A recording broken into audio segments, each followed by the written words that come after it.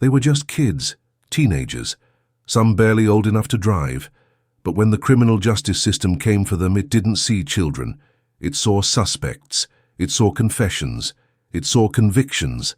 5 cases. 5 teenagers whose names would become synonymous with one of the most troubling questions in American justice. What happens when the system gets it wrong? Their stories aren't just about crime. They're about coerced confessions, forensic failures, moral panic, and a legal system that sometimes treats children like adults, with devastating consequences. Before we dive in, I want to know, where are you watching from? Drop your location in the comments below. And if you're into real crime stories that make you question everything you thought you knew about justice, hit that subscribe button. Trust me, you won't want to miss what comes next. So, how did it happen? How did teenagers, some who couldn't even understand their own rights, end up convicted of crimes that would later unravel in the most shocking ways? Let's start at the beginning. When teenagers collide with the criminal justice system, something strange happens. The stakes escalate with adult speed, but the protections of youth lag far behind. Adolescents are different. Science tells us their brains aren't fully developed, especially the parts responsible for impulse control, understanding consequences, and resisting authority. They're more susceptible to suggestions. They defer to adults. They don't always understand their rights, even when those rights are read aloud in a police interrogation room. But the machinery of investigation, the media pressure, the courtroom narrative, it often treats them as if those differences don't exist.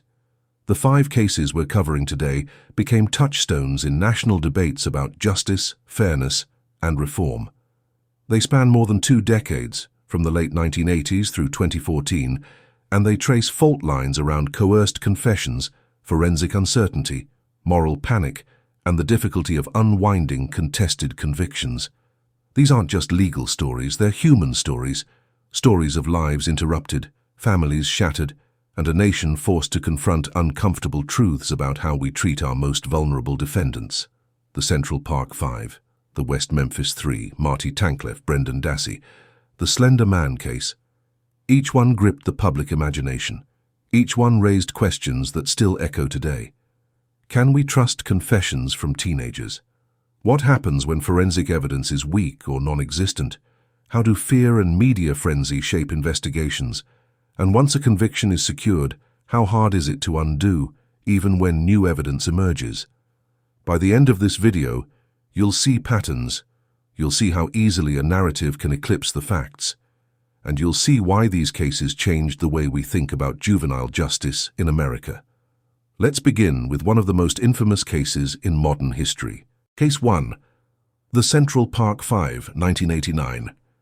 It was supposed to be a spring evening in one of the world's most famous parks, but on the night of April 19, 1989, Central Park became the scene of a brutal crime that would dominate headlines for years.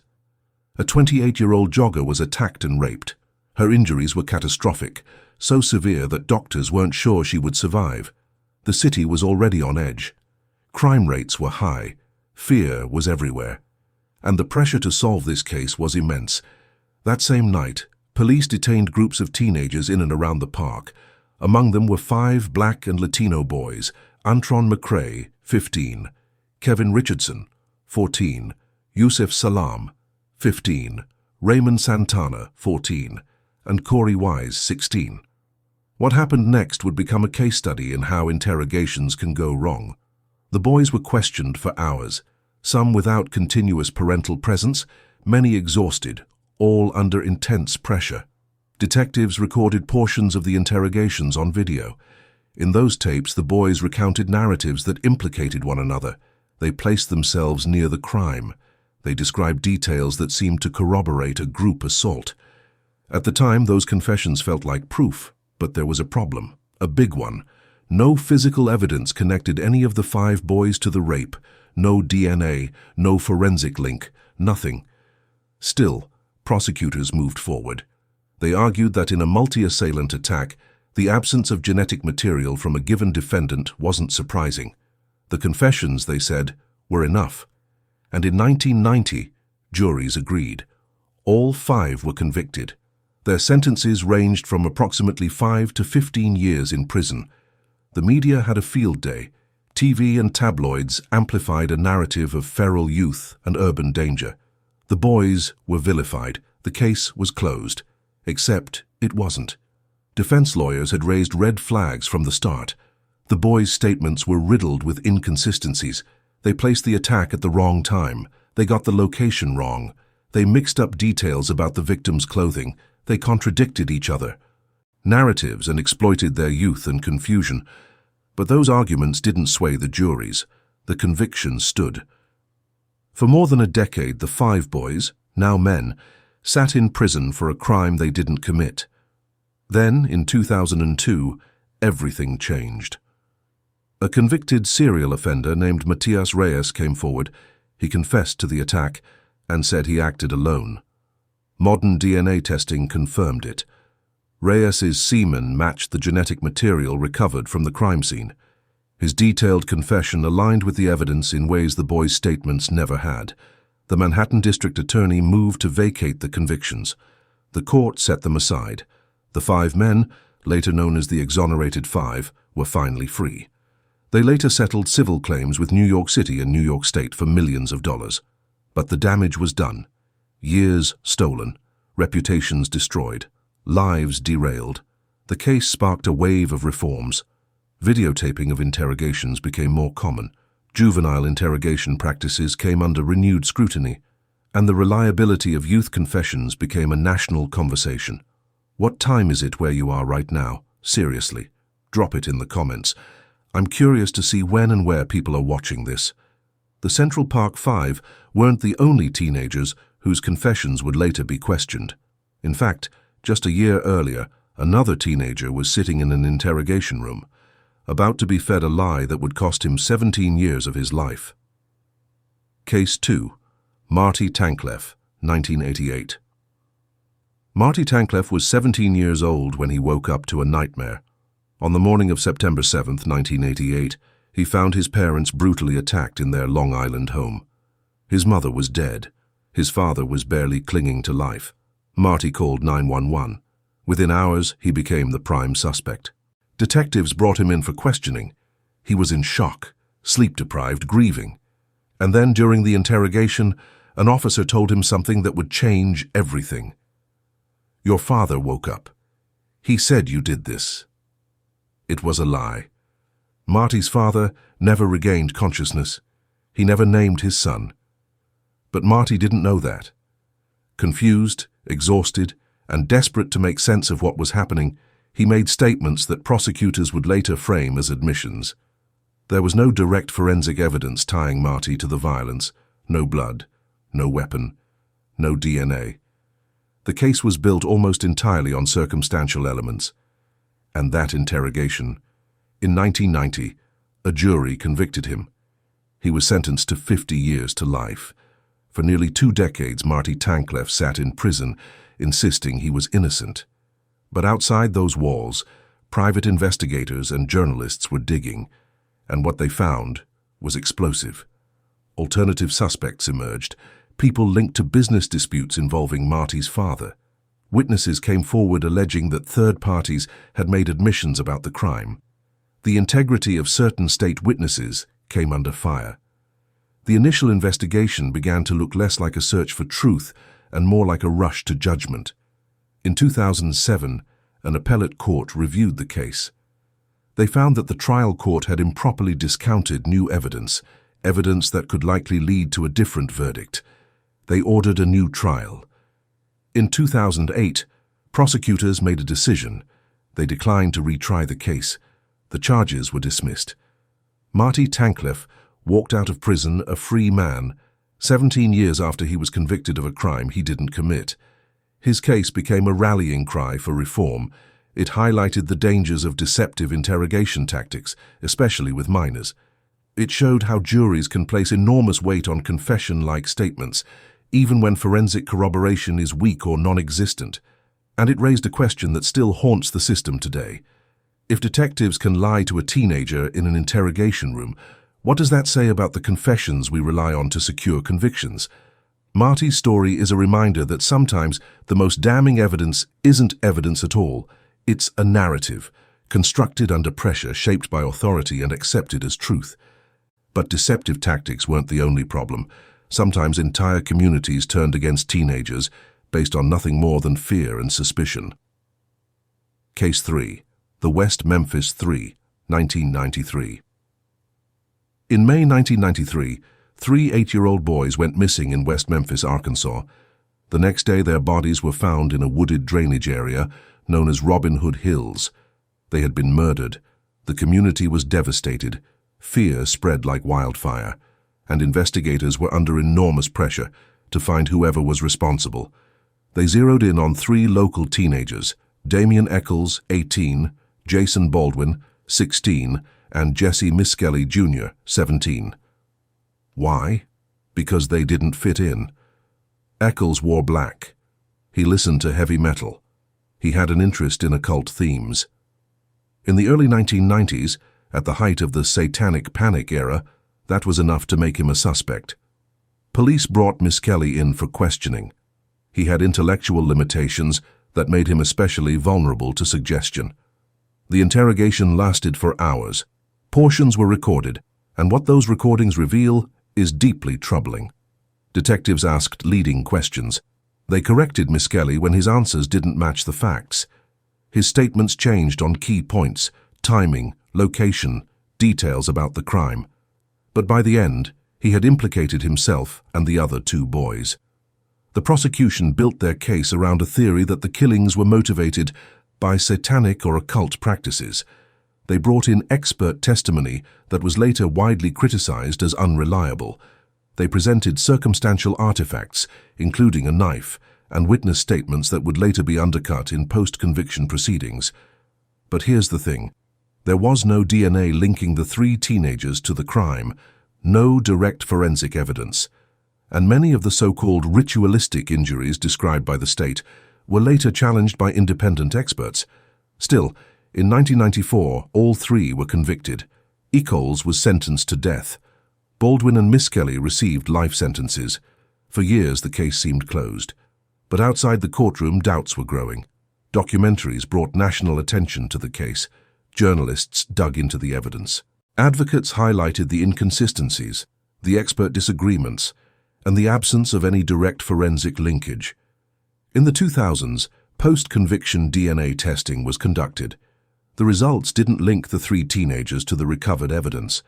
Some genetic profiles on ligatures were consistent with other individuals who had access to the victims, but they weren't direct proof of guilt or innocence.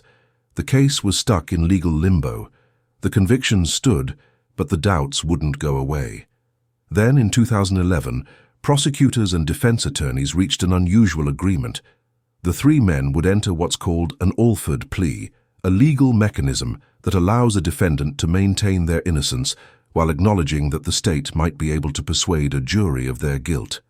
On August 19, 2011, Damian Eccles, Jason Baldwin, and Jesse Miskelly Jr. walked out of prison. They were released with credit for time served. But here's the catch. The convictions remain on paper. Legally, they're still guilty. Morally and factually, that's a question that continues to divide people to this day. The West Memphis Three case is a stark reminder of how fear can shape investigations, how a community's panic, fueled by cultural anxieties and media narratives, can frame suspects before the evidence does, and how a confession, even one that's inconsistent and coerced, can carry more weight than the absence of forensic proof. If this case is blowing your mind, do me a favor. Smash that like button and share this video. More people need to know these stories. Seriously, but what happens when the interrogation itself is caught on camera for the entire world to see? When every leading question, every reassurance, every moment of confusion is recorded and broadcast? That's exactly what happened in our next case. Case 4. Brendan Dassey, 2005. Brendan Dassey was 16 years old, shy, and had documented learning and cognitive limitations. He became a suspect in the murder of Teresa Halbach alongside his uncle, Stephen Avery. What makes Brendan's case so haunting is that we can watch it unfold. The interrogations were videotaped, And those tapes offer an unusually direct view into how a young person's narrative can be shaped, step by step, question by question, in an interview room. Over multiple sessions, investigators questioned Brendan. Some of those sessions took place without legal counsel. In others, his mother was present, but didn't actively advocate for him. The detectives used techniques that, on their face, might seem routine, but when applied to a vulnerable teenager, they became something else entirely. They asked leading questions. They made incremental suggestions. They reassured Brendan that honesty would help him, that they were on his side, that everything would be okay if he just told them what happened.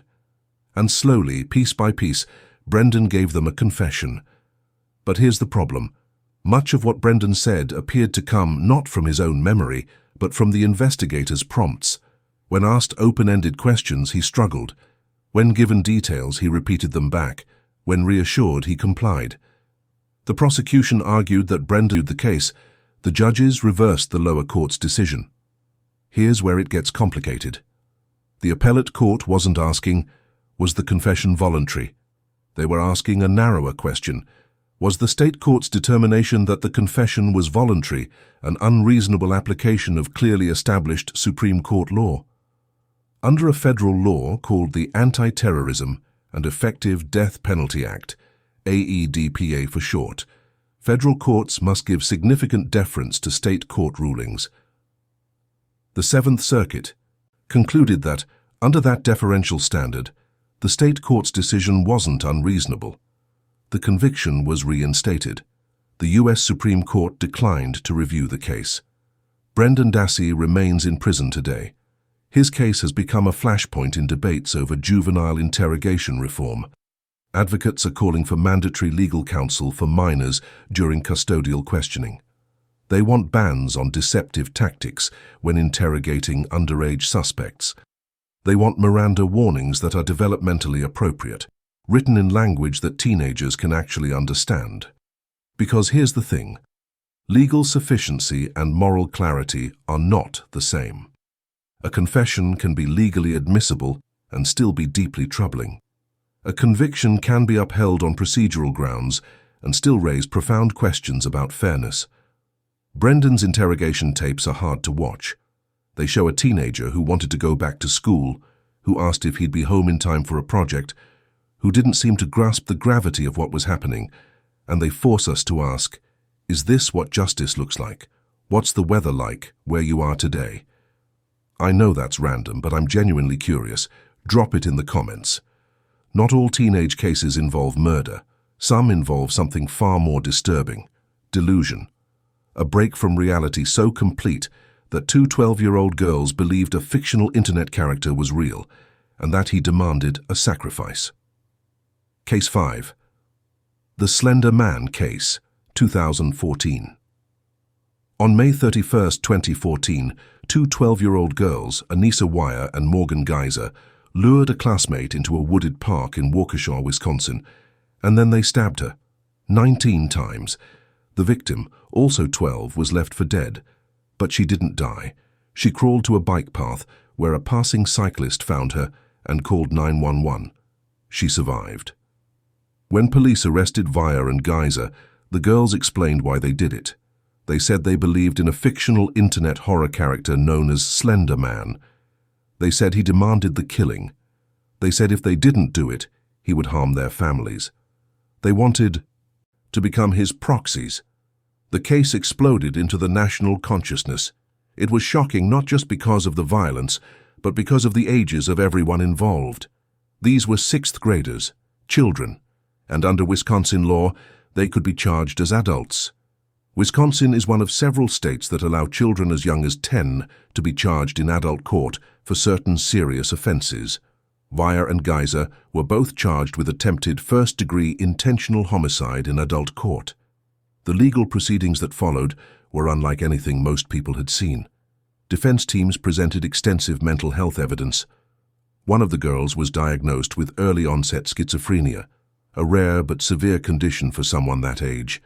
The other was found to have been under the influence of delusional beliefs shared by her co-defendant.